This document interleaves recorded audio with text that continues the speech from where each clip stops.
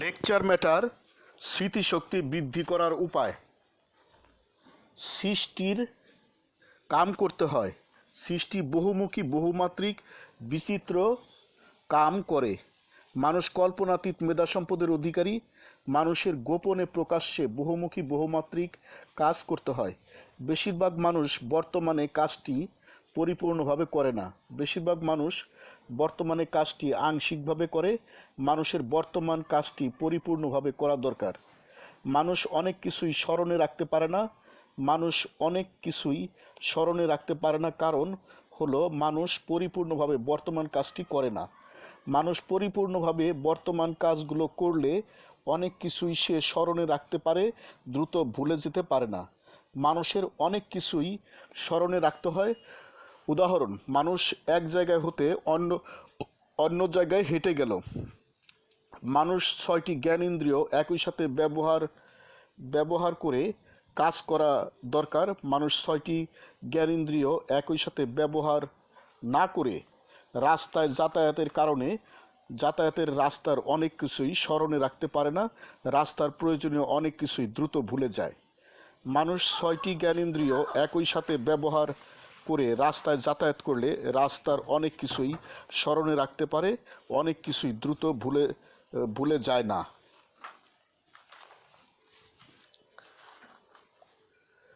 কাজটি পরিপূর্ণভাবে করার জন্য কাজটি বহুমুখী বহুমাত্রিকভাবে করা দরকার। কাজটি স্পর্শ করা দরকার।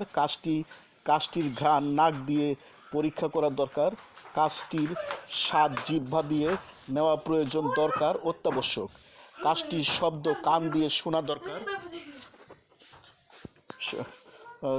দরকার প্রয়োজন, অত্যাবশ্যক। কাজটির শব্দ কান দিয়ে শোনা দরকার। অন্তর চক্ষু দিয়ে পুরো কাজটি বহুমুখী বহুমাত্রিকভাবে দর্শন করা দরকার। মানুষের স্মৃতিশক্তি প্রখর হওয়ার জন্য মানুষের স্মৃতিশক্তি প্রখর হওয়া দরকার। মানুষের স্মরণ শক্তি বাড়ানো দরকার। মানুষের স্মৃতিশক্তি বাড়ানোর অনেক উপায় আছে। কবি কাজী নজরুল ইসলাম 30 বছরের বেশি পূর্ণ স্মৃতিশক্তিহীন ছিলেন। বাংলা সাহিত্যের কত বড় বড় ক্ষতি হয়েছে ভেবে দেখেছো কি? মস্তিষ্কের রোগ হলে অতি দ্রুত চিকিৎসা করা দরকার। চর্ম যৌন রোগ হলে দ্রুত চিকিৎসা করা দরকার। মানবদেহের প্রতিটি অঙ্গের সর্বোচ্চ যত্ন নেওয়া দরকার। আংশিক কাজ করা উচিত নয়, পরিপূর্ণভাবে বর্তমান কাজ করা দরকার। কাজটি করার সময় 6টি জ্ঞানেন্দ্রিয় একই সাথে ব্যবহার করে স্মৃতিশক্তি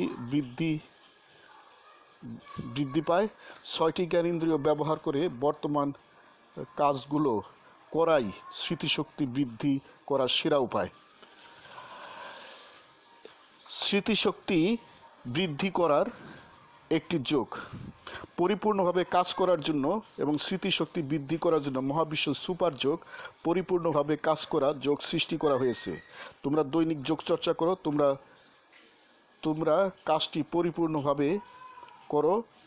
তোমরা সুখ শান্তি সমৃদ্ধি আনন্দ প্রজ্ঞা দীর্ঘজীবন লাভ করো।